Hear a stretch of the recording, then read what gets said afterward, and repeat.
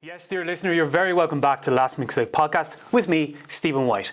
And on this week's podcast, I want to talk to you about a recent Instagram post from Irish post-punk band New Pagans that really caught my eye. Now, listeners to the podcast will know that I'm a huge fan of this band and I actually love this post by them. It's around the subject of unpaid labour in the Irish, or in the music scene as in large, international and in the Irish music scene. And I suppose it kind of can be about the subject of unpaid labour in the arts in general, I suppose. And if people who are listening from other disciplines feel it might apply to them. So this is the post by them. It's on their Instagram post. You can read it and check it out yourself. I think it's great. And I really like the people bringing up this aspect of something that I think most artists would very much feel was not, indicative, like not something that they would want to do, but maybe sometimes feel either forced to do or like it's the only way in, etc., etc. But anyway, so this is the post by them. By now you probably know we love a good debate. This morning we've been discussing the culture within the music industry of unpaid labour, often referred to as voluntary work, in local and international settings. In premise, it seems like a good idea, work for free, gain experience, and maybe meet a few industry folk in the process. However, in reality, only people who have economic support can avail of these opportunities. Voluntary opportunities cannot, or at the very least, find it more difficult to be accessed by people from less affluent backgrounds, or people who are struggling to pay their bills. In this sense, it is time to abandon this model and start asking questions. Would you work for free? Is this ethical? Your thoughts are most welcome. So that is the post from New Pagans, and I could not agree more, dear listener. This is always something that, and I come from a working class background myself, so I know this rings true to me and it sings to me in a very real way. That I don't think anyone, let's just put the cards on the table. I don't think there's very many, let's say, people in the music industry who are working at a ground level or working kind of independent or close to that support the idea of unpaid labour. It very much is something that is, a top-down thing. It's a kind of a learned thing. It's where people who are, as it kind of says in the post, alludes to more affluent people who are like, oh, well, just work for free. And in that time that you work for free, well, you make all the connections and then you'll be in a position where you'll be being paid and somebody else will be working for free. And this is how we sustain it. And I think I've said a few times about the music industry, and I think this goes to, as I say, many disciplines, is that it can't be an industry if there are people working in it unpaid. That isn't sustainable. It's not sustainable for the people at the bottom of that pyramid, and it's not sustainable for the people at the top of that pyramid, because if you take away the people at the bottom, you can't have the people at the top.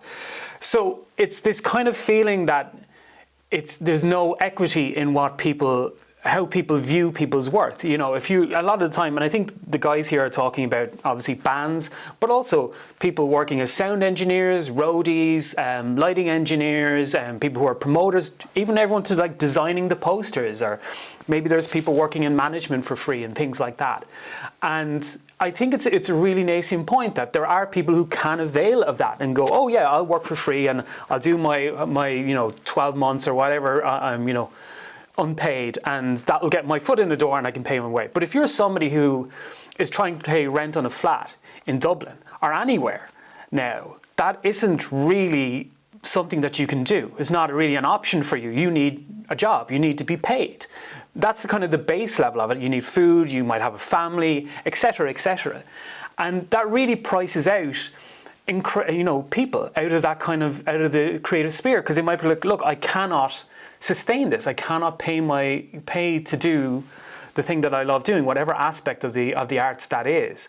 And I suppose kind of looking at it from that way, you can really feel like how many people are getting lost because of it. I agree with the band. I don't think it's ethical, and I think it should be thrown out. The idea that anyone, like any industry, should have this kind of prove you're worth it before we pay you kind of type thing is fucking insane. You don't have it anyway. Like if somebody's working an apprenticeship as a carpenter or as an electrician, they'll get paid. They won't get paid as much as the top guy in the company, but they'll still get paid. And this should ring true for the industry as well. And it says, and this is the double-edged sword of it, is that there might be people who are willing to pay people. So let's say you're a small band and you're trying to get your name out there. but you're working on a small budget because you're getting paid very small amount of money for playing a gig. So it's kind of this catch-22 Ouroboros thing that everyone seems to be caught in. And it's very interesting when you try to think about it as a way of, well, how do you solve the problem? Because as the guys say, if you're not from an affluent background, if you're not somebody who's financially secure in any way, you don't really have the option to take these jobs, or not for a sustained period of time at the very least. So, but there are people who do.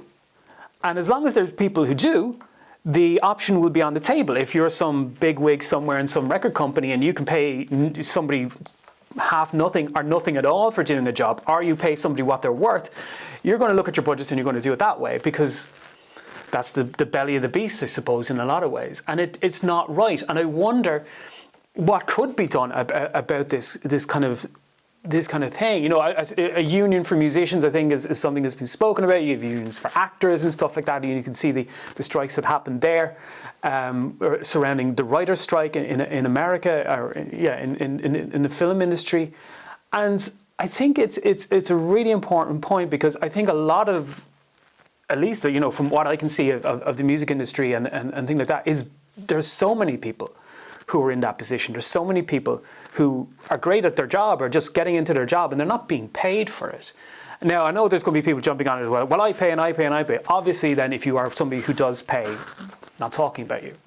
But if there are people who don't, and it's not a sustainable thing to do, it's not ethical, it's not good for the music or any arts industry as a whole, because, as I say, it prices people out. So incredibly talented people are kind of maybe having to go and find something else, or are just going, look, I can't pursue this.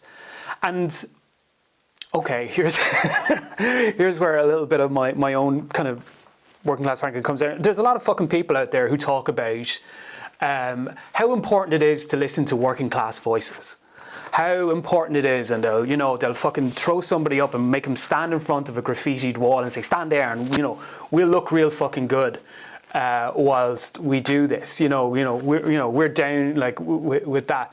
But when it comes to the crunch, when it comes to actually thinking about people who are working class, when it actually comes to people who can afford it, and that actual conversation, not the fucking, sexy bit of it, and like, let's grab somebody here and like put them up on this pedestal and let's all look.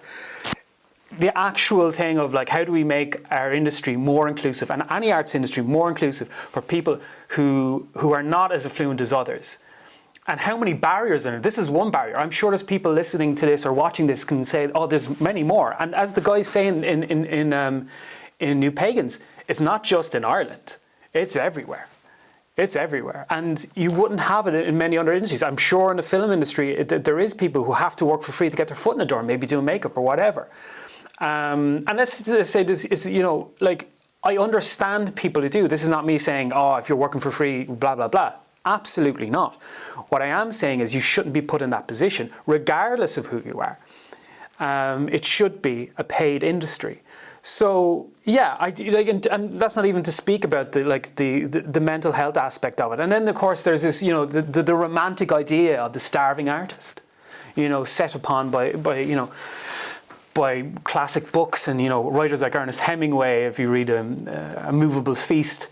Things like this, and art through suffering, which is something, but this kind of idea that, oh well, that only kind of makes greater art. Well, go fuck yourself. Firstly, if you fucking think that, really go fuck yourself. So yeah, look, I think it's a very interesting thing. Do I have the answers to this? Absolutely not. But I think it's a very important conversation to be had, and a great one brought up by New Pagans. You check out their Instagram post. I'll share it as well online after I put up this clip. But yeah, it's a very interesting point. It's a really well-made point. And yeah, I think there's something that we could all do about it. We just get our heads together about it. But it's definitely something that should be eradicated from the music industry.